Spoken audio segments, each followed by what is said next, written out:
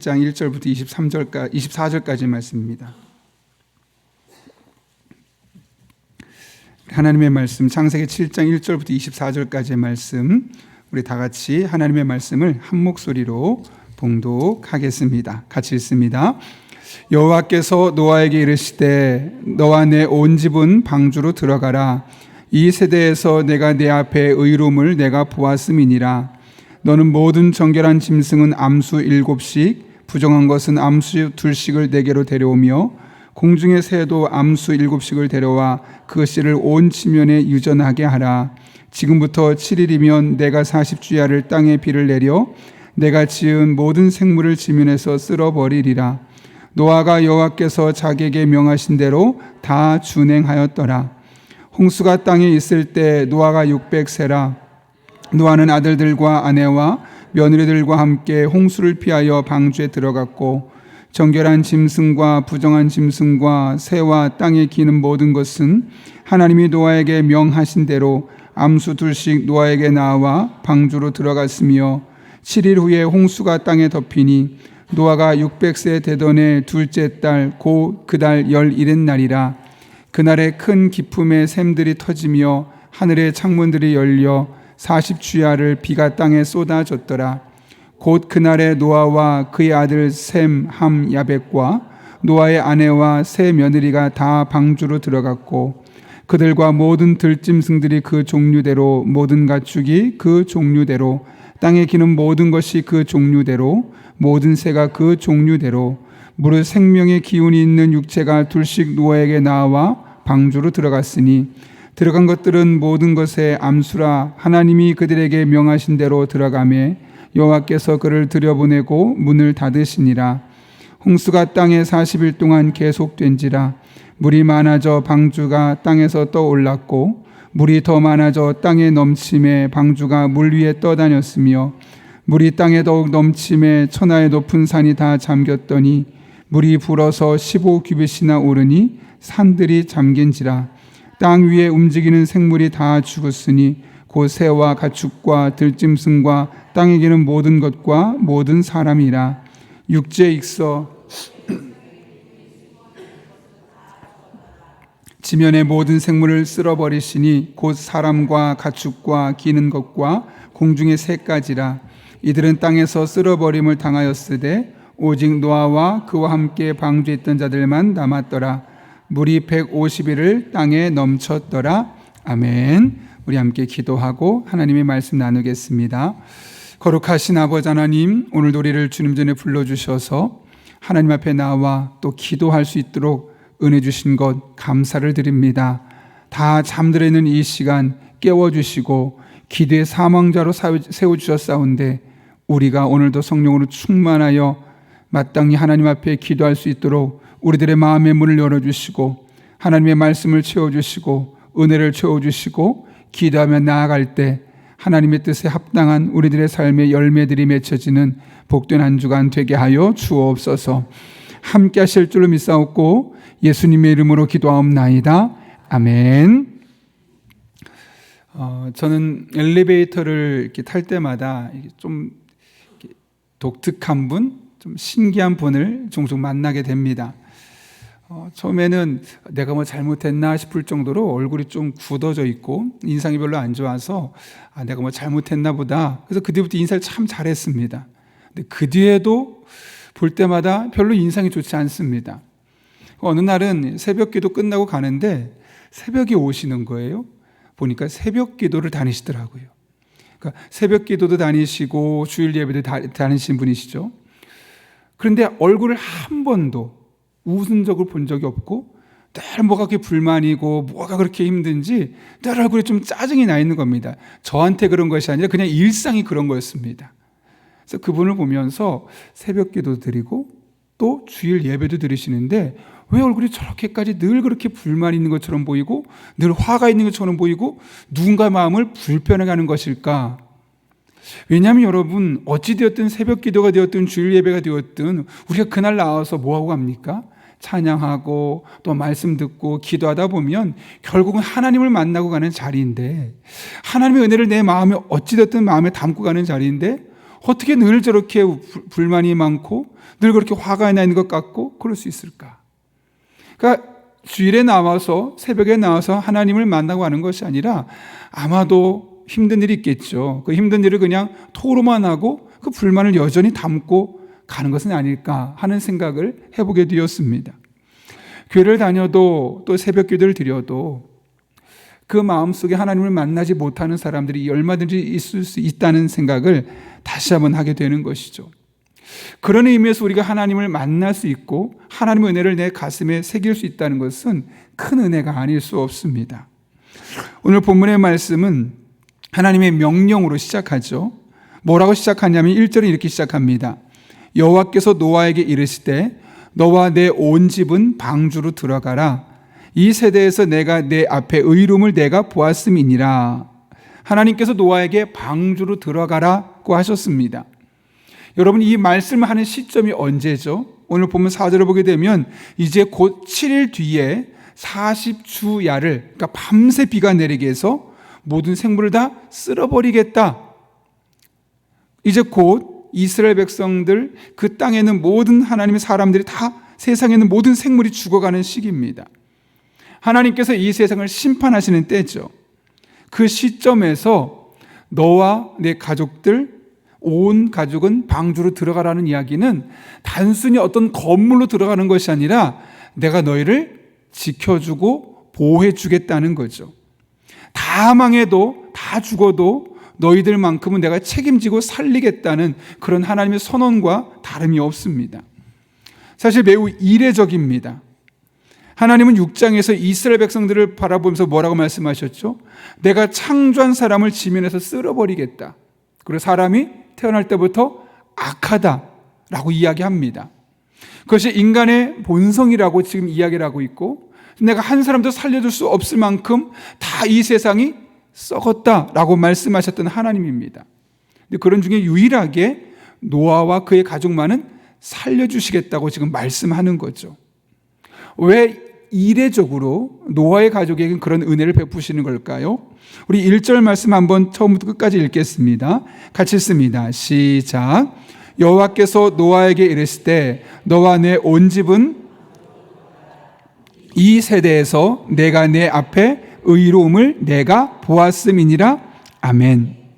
여기 아주 중요한 단어들이 있습니다. 첫 번째는 하나님께서 노아의 의로움을 보셨다고 말씀합니다. 여기 의롭다라는 표현이 차데크란 단어인데요, 공의롭다, 곧다, 구불구불하지 않다는 거죠. 하나님 앞에 이렇게 공의롭고 곧은 삶을 말합니다. 그러면 많은 분들이 착각하기를 착하게 살라는 이야기인가? 왜냐하면 우리가 일반적으로 살다 보면 정말 누군가를 돕고 죽어가는 사람의 자기의 목숨까지 버릴 각오로 구한 사람 보면서 의인이라고 하죠. 그 여기서 말하는 것처럼 의인도 그런 것이라면 그냥 착한 삶, 도덕적으로 윤리적으로 흠이 없는 삶을 말하는 것인가? 그렇지 않습니다. 여기서 말하는 체데크란 단어는 하나님의 기준에 부합하는 삶, 그래서 공의롭되 곧은 겁니다. 상황에 따라서 구불거리지 않고 굽지 않고 흔들리지 않는 그런 삶을 말하는 거죠. 다시 말하면 이 노아의 삶의 기준이 무엇이는지 우리가 분명히 알 수 있다는 것이죠. 노아는 매 순간 그냥 사람들이 보기에 저 정도면 착하지, 저 정도면 괜찮지, 저 정도만 돼도 꽤 훌륭한 사람이야 라는 저런 도덕적이고 윤리적인 의미에서 착함이 아니라 매 순간 하나님 보시기에 합당한, 하나님의 기준에 부합한 삶을 살기 위해서 노력했던 사람이었다는 사실을 우리는 알 수 있는 겁니다. 그게 가장 중요한 것은 얼마나 열심히 살았느냐, 얼마나 최선을 다하고 오늘 하루 내게 주어진 24시간을 누구보다 열심히 살았다, 그런 것이 중요한 것이 아닙니다. 얼마나 많은 성공을 남겼느냐, 그런 것이 그에게 중요한 것이 아니었죠. 그에게 가장 중요한 것은 매 순간 내가 크고 작은 행동을 행할 때 이 행동이 하나님 보시기에 하나님의 기준에 부합한 삶이었느냐, 그렇지 아니었느냐, 이것이 그게 가장 중요한 삶의 기준이었다는 겁니다. 아마 그 중에 어떤 것은 사람들이 그 정도면 돼, 너무 그렇게 할 필요 없어 라고 자제시켰던 것도 있을지 모르겠습니다. 그런데 노아는 사람들이 보기에는 괜찮을 수 있어도 하나님 보시기에 그렇지 않았다면 노라고 거부했던 사람이고, 매 순간 하나님 보시기에 그 기준에 합당한 삶을 살기 위해서 그것을 삶의 목표로 삼고 하루하루 살아갔던 의로운 삶을 살았던 것을 우리는 볼 수 있었던 것이죠. 근데 사실 이렇게 사는 것이 쉽지 않습니다. 그런데 노아는 어떻게 해서 그것을 자신의 삶의 목적으로 삼고 그런 삶을 살려고 몸부림쳤을까요? 계속되는 1절 말씀 보면 이렇게 이야기합니다. 이 세대에서 내가 내 앞의 의로움을 내가 보았다고 말하죠. 내 앞에란 단어가 중요합니다. 레파나이라는 단어가 쓰였거든요. 레가 어디 앞에, 파나이는 파님이라는 얼굴이라는 뜻을 갖고 있습니다. 다시 말하면 내 얼굴 앞에서, 그리고 이것은 다른 말로 하면 내가 보는 앞에서, 이런 뜻을 갖고 있습니다. 그러니까 이 세대에서 노아, 네가 내 앞에 의로움을 보았다. 이것은 내가 보는 앞에서 의로운 것을 내가 보았다라고 하나님 말씀하시고 있는 것이죠. 다시 말하면 노아는 그의 마음속에 어떤 마음이 있었냐면, 나는 늘 하나님이 나를 지켜보고 계시다. 나는 하나님의 얼굴 앞에 있다. 그런 마음을 가지고 일상의 삶을 살았음을 우리는 확인할 수 있다는 것이죠. 내가 어떤 행동을 하고 있는지, 사람들이 보이는 그런 현장이 아니라 할지라도 매 순간 하나님은 나를 보고 계시고 그 하나님이 나를 보고 계시기 때문에 그 하나님 앞에서 나는 거룩하고 의롭고 그 하나님의 기준에 부합한 삶을 살아야겠다. 그런 삶의 모습이 있었다는 것이죠. 제가 이전 교회에서 사역할 때 아내와 아이들을 데리고 목동에 있는 이마트를 좀 자주 다녔습니다. 아무래도 동네보다는 좀 거리도 있기도 하고 또 그곳에서 물건도 사기도 좋고 해서 이마트를 자주 갔는데, 사실 이마트를 갈 때마다 아이들과 함께 편한 모습으로 장도 보고 구경도 하고, 목사니까 사실 약간 조심스럽게 행동하긴 했지만 그렇게 크게 의식하지는 않았습니다. 그렇게 부담 갖지 않고 그냥 장도 보고 대화도 하고 아이들 맡겨놓고 구경도 하고 그렇게 일상생활을 했었던 것이죠. 근데 어느 날 그곳에서 저를 보면서 한 분이 오시는 거면서 인사를 하는 겁니다. 문제는 그분은 저를 아는데 저는 그분을 모르는 거죠. 순간적으로 난감했습니다. 보니까 워낙 이제 어른만 3,000명이 넘는 교회다 보니까 다른 교구 분이시고, 제가 부임한 지 한 1, 2년밖에 안 됐으니까 저는 다 성도를 모르는 상황에서 저는 그냥 평상시처럼 행동하고 있는데 그분은 늘 예배를 인도했던 목사로서 저를 봤던 겁니다. 그러니 먼저 와서 인사를 하는 거죠. 그날 이후로 그 이마트는 저에게 조심스러운 장소가 되었습니다. 왜냐? 나도 모르는 곳에서 누군가 나를 보고 있고 나는 그 사람을 모르지만 그 사람은 나를 또 알 수 있다고 생각했기 때문이에요. 또 어느 날은 제가 이제 치과에 치료를 하려고 교회 건너편에 있는 골목에 있는 병원에 갔습니다. 저희 교회 성도님도 아니니까 제가 자연스럽게 가서 치료받고 나오려고 하는데 갑자기 그 병원의 간호사님이 돈을 안 받겠다는 거예요. 그래서 왜 그러시냐고 했더니 원장님이 목사님을 아신다는 겁니다. 우리 교회를 나오는 분이 아닌데 저를 아신다는 거예요. 그래서 그래도 받아야 된다고 해서 제가 어떻게든 조금이라도 내고 오긴 했는데, 알고 봤더니 그분이 우리 교회를 다니지는 않았는데 가끔 일 있을 때마다 그 교회로 왔고 마침 제가 예배 인도하는 모습을 봤다는 거죠. 그래서 제가 그때부터 어딜 가든 나는 그냥 우리 교회 성도만 아니면, 또 우리 교회와 연관된 가게만 아니면, 또 우리 교회에서 좀 거리만 떨어져 있으면 큰 문제 없을 거라고 생각했는데 어디에나 CCTV 같은 사람들의 눈이 있다는 사실을 발견하게 된 겁니다. 그러면서 저도 모르게 매 순간순간을 좀 더 내가 매 순간 목사다운 삶을 살아야겠다, 그런 경각심을 갖게 되었던 것이죠.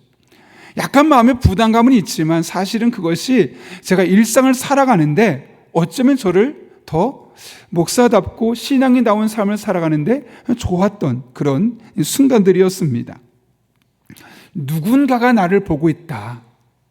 누군가가 나의 삶을 주시하고 있다. 나는 그 사람을 모르는데 그 누군가가 나를 알고 있다는 사실만 인지하고 살아가도 나의 삶에 행동이 변화됩니다. 하물며 하나님이 내 삶을 보고 계신 거예요. 매 순간 보고 계신 겁니다. 여러분이 예배를 드리면서 어떤 표정을 짓고 있는지, 또 일상의 삶에서 어떤 표정으로 살아가고 어떤 행동을 하고 있는지, 사실 성경은 우리들의 행동만 본다고 말씀하지 않죠. 그 마음의 중심까지도 보고 계신다고 말씀하시죠. 지금 어떤 마음으로 예배하고 있고, 신앙생활을 어떤 마음을 갖고 하고 있고, 교회 안에서 행하는 모든 일들과 일상의 삶에서 어떤 마음가짐으로 살아가고 있는지 그 마음가짐까지도 알고 계신 분이 하나님이시죠. 그 하나님 앞에 우리가 어떤 삶을 살아야 될까요? 매 순간 하나님의 기준에 부합한 삶. 물론 그러다 보면 약간은 부담스러울 수 있겠지만 어쩌면 그것이 우리의 신앙을 지켜주는 최후의 보루와도 같은 겁니다. 여러분, 우리가 하나님을 의식하지 않는 순간 우리는 사람들이 보이지 않는 곳에서 그리스도인이라는 이 신분을, 영적인 신분을 망각하며 살아갈 수밖에 없습니다. 그런데 매 순간 하나님이 나를 보고 계시고 매 순간 하나님이 내 생각을 보고 계시고 알고 계신다고 우리가 의식한다면 그것이 우리들의 삶을 어떻게 바꿔주겠으며 그것이 우리들의 삶이 오히려 더 유익한 것임을 우리는 깨닫게 되는 것이죠. 그래서 늘 종교개혁자들 많이 들어보셨죠? 코람 데오, 라틴어로 하나님 앞에 서 있는 삶. 그러니까 나의 일거수일투족, 하나님이 그냥 나를 어떻게 괴롭힐까 감시하는 것이 아니라 그냥 나와 늘 동행하고 계신 거예요. 내 옆에 늘 하나님이 동행하고 계시니까 그 하나님 앞에서 나는 거룩하고 행복하고 은혜가 되고 축복이 되는 삶을 살기 위해서, 그 하나님의 기준에 합당한 삶을 살기 위해서 늘 노력하며 살아가는 것이죠. 오늘 노아의 삶이 바로 그런 삶이었습니다. 그래서 다 생각에서부터 악했던 모든 사람을 다 망하게 했던 그때 하나님께서 유독 노아와 노아의 가족에게 관심을 기울이셨고 그들만은 어떤 일이 있어도 구원하겠다는 그 의지를 가지고 방주로 들어가라고 말씀하셨던 것이죠. 하나님의 기준에 합당한 삶을 살았던 것이 결국 노아의 삶을, 노아의 생명을 지켜주는 최후의 보루가 될 수 있었습니다. 여러분, 이 땅을 살아가면서 우리는 하나님의 얼굴 앞에 있다. 나는 매 순간 하나님이 나를 지켜보고 있다. 라는 영적인 자각의식을 가지고 하루하루 살아갈 수 있는 저 여러분 될 수 있기를 바랍니다. 그것이 우리의 그리스도인됨을 지켜주실 뿐만 아니라 하나님과 나의 영적인 관계를 지켜주고 궁극적으로는 나의 삶을 지켜주는 그런 최후의 보루로 여러분의 삶 가운데 경험되게 될 것입니다. 노아에게 방주로 들어가라 말씀하신 하나님께서 또 한 가지를 명령하시죠. 그것이 무엇인가? 오늘 본문 2절과 3절인데요. 같이 읽습니다. 시작. 너는 모든 정결한 짐승은 암수 7씩, 부정한 것은 암수 2씩을 내게로 데려오며 공중의 새도 암수 7씩을 데려와.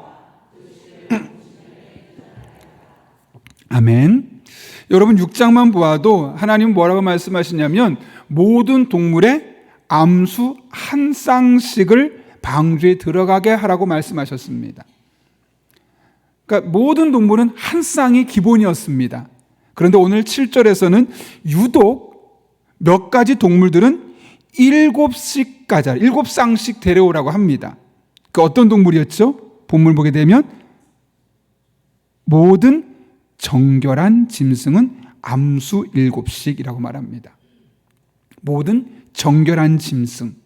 이 정결한 짐승을 다른 말로 하면 제사를 드리기에 가능한 짐승들이라는 겁니다.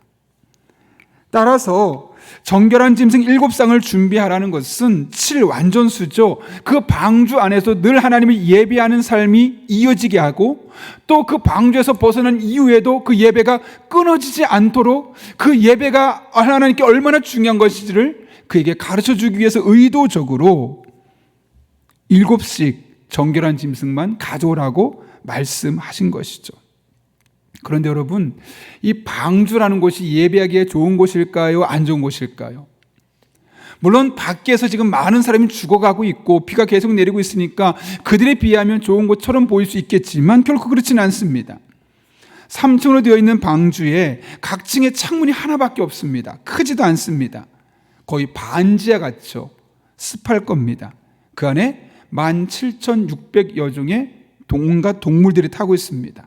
새소리, 동물 소리, 더군다나 먹고 마시는 음식에서 대소변이 나올 텐데 시끄럽고 냄새나고 공간도 좁고 그런 곳에서 예배하는 것이 결코 좋을 수가 없습니다. 아니, 예배드리기에는 가장 최악의 장소였을 겁니다. 그런데 하나님께서는 그런 곳에서도 원하는 것이 무엇이냐? 예배라는 것이죠. 그런 맥락에서 정결한 짐승 암수 7쌍을 태우라는 것은 장소에 기이치 말고 환경 때문에 불평하지 말고 어떤 상황 속에서 하나님 앞에 예배가 끊임없이 이어질 수 있도록 해라. 예배를 드리라는 이야기는 하나님과 영적인 만남이 끊어지지 않도록 해라 라고 말씀하고 있는 것이죠. 우리는 예배 가운데 찬송하면서 찬송 중에 거하신 하나님을 만나죠. 또 말씀을 들으면서 말씀하신 하나님을 만나고 기도하면서 우리의 기도를 들으시고 응답하신 하나님을 만나고 또 성도의 교제 속에서 함께 하신 하나님, 또 우리의 봉헌권을 받으시는 그 하나님, 헌신과 사랑을 받으시는 그 하나님을 우리는 다양한 모습으로 예배를 통해서 만날 수 있습니다. 그만큼 예배가 우리들의 삶에 중요한 것이죠. 왜냐하면 하나님과 나의 사이에 만남을 이루는 그 아주 중요한 도구가 바로 예배이기 때문이에요. 그래서 다윗이 이런 말을 고백하지 않습니까? 주의 앞에는 충만한 기쁨이 있고 주의 오른쪽에는 영원한 즐거움이 있나이다. 그러니까 예배에서 결과물은 뭐냐면 충만한 기쁨입니다. 영원한 즐거움입니다. 내 삶에 어떤 변화가 일어나는지 그렇지 않은지는 중요하지 않습니다. 그냥 예배 끝나고 나면 원인을 알 수 없는 만족과 기쁨과 평안이 있는 겁니다. 제가 아까 엘리베이터에서 봤던 그분을 보고 늘 이해할 수 없었던 것이 바로 그런 거죠. 분명히 새벽 기도하고 왔는데, 분명히 주일 예배를 드리고 왔으면, 하나님 만났으면 충만한 기쁨이 없고 영원한 즐거움이 있어야 되는데 여전히 삶이 어려워도 원인을 알 수 없는 그 기쁨과 평안함이 있어야 되는데 왜 그런 것이 없을까? 그랬던 것이죠. 여러분, 그래서 예배가 우리들의 삶에 참 중요한 겁니다. 예배를 잘 드리고 나면 우리들의 삶은 여전히 어려워도 아파도 문제가 있어도 우리는 그 문제에 함몰되지 않고 기뻐할 수 있고 감사할 수 있고 그 안에 충만한 영원한 행복을 경험할 수 있기 때문에 그런 것이죠. 오죽하면 가장 성경적인 교회였다라고 일컬어지는 초대교회 빼놓고 청교도의 시대에서 성도들이 만약에 의무적으로 예배에 참여하지 않으면 안 된다 그래서 법까지 제정했습니다. 무조건 예배에 참석하고 그 뒤에 일을 해야 된다. 혹은 무조건 예배에 참석하고 어디에 가야 한다. 그럴 정도로 예배 참석을 법으로 만들었습니다. 왜요? 그것이 성도들의 삶에 가장 중요하다는 사실을 깨달았기 때문이에요. 제가 며칠 전에 뉴스를 하나 봤는데요. 그 기독교계 뉴스였는데 우리 성도들 중에는 저희와 함께 탐방 갔었는데 강화의 교산교회라고 있습니다. 132년 된 교회인데 최근에 불이 났습니다. 그러니까 강화도의 처음 교회거든요. 그 처음 교회가 불이 나버린 겁니다. 그래서 그 목사님 인터뷰를 보니까 막 눈물이 나더래요. 132년 된 기독교 역사, 강화도 처음 세워진 그 기독교에 시작된 교회가 다 타가는 모습 보면 너무너무 마음이 아팠다는 거죠. 그래서 다 타고 1층에 거의 그냥 소파처럼 별로 안 되는 공간밖에 안 남은 겁니다. 지금 얼마나 춥겠습니까? 얼마나 불편하겠습니까? 그런데 성도들이 그럼에도 불구하고 그 자리에서 예배를 드리는 겁니다. 한 분 여성분이 인터뷰를 하시더라고요. 그동안 우리 교회가 132년 됐다고 사람들한테 막 자랑만 했었는데 예배당에서 불이 나서 더 이상 그곳에서 예배드릴 수 없음을 직감하고 나니까 우리 교회가 132년 된 교회라고 자랑할 것이 아니라 그냥 예배드릴 수 있다는 사실 자체로 우리가 감사하고 예배가 얼마나 중요한지 깨닫고 이곳에서 열심히 예배하고 더 하나님을 위해서 새로운 마음으로 헌신해야 되겠다. 그런 마음으로 인터뷰를 하더라고요. 그러면서 더 간절하게 예배드리고 성도들이 더 한마음이 될 수 있었다는 거예요. 뭐 불이 났지 건물 다 이러니까 이번 주 주일 예배 쉽니다. 아니요. 그렇게 예배드릴 수 없는 환경 속에서도 어떻게 하든지 예배드릴 수 있는 장소를 찾아서 그곳에서 성도들이 하나님 앞에 예배를 드리고 있더라고요. 여러분들이 예배에 참여하는 것 목회자를 위한 걸까요? 교회를 위한 걸까요? 아니죠. 여러분의 영혼을 위한 것입니다. 그러므로 예배를 사모하고 예배를 즐기고 예배를 기대할 수 있기를 바랍니다. 아무리 피곤해도 아무리 바빠도 예배를 나올 수 있기를 바라고 예배 드릴 수 없는 이유들을 만들지 마십시오. 오히려 예배 드릴 수밖에 없는 이유를 만드십시오. 너무 힘들지만, 너무 피곤하지만, 오늘 너무 화가 나지만, 너무 가기 싫지만, 그럼에도 불구하고 오늘 예배 가야 돼. 예배를 드릴 수 없는 이유가 아니라 예배를 드릴 수밖에 없는 이유를 억지로라도 만들어서 하나님 앞에 나올 수 있기를 바랍니다. 하나님 앞에는 충만한 기쁨이 있고 영원한 즐거움이 있기 때문에 그렇습니다. 여러분 한 분 한 분이 그런 마음으로 하나님 앞에 나올 때마다 세상 그 어떤 곳에서 경험할 수 없었던 충만한 기쁨과 영원한 즐거움이 반드시 여러분의 삶에 경험될 것입니다. 그런 은혜가 여러분의 한 분 한 분의 삶 가운데 날마다 순간마다 경험될 수 있기를 예수님의 이름으로 축원합니다. 우리 함께 기도하고 말씀 나누겠습니다. 거룩하신 아버지 하나님, 오늘도 우리를 불러주시고 하나님 앞에 나와 찬양하며 기도하게 하신 은혜를 감사를 드립니다. 오늘 우리가 하나님 앞에 선 한 사람의 예배자가 되게 하시고 또 내일 드려지는 주일 예배가 하나님 앞에 서는 그런 복된 예배가 될 수 있도록 은혜 베풀어 주옵소서. 그럴 때 우리 교회에 나온 모든 성도들이 충만한 기쁨, 영원한 즐거움을 누릴 수 있게 도와주셔서 삶에 어떤 형편이 있다 할지라도 환경에 함몰되지 않게 하시고 하나님 은혜 가운데 회복되게 하여 주옵소서. 예수님의 이름으로 기도합나이다. 아멘.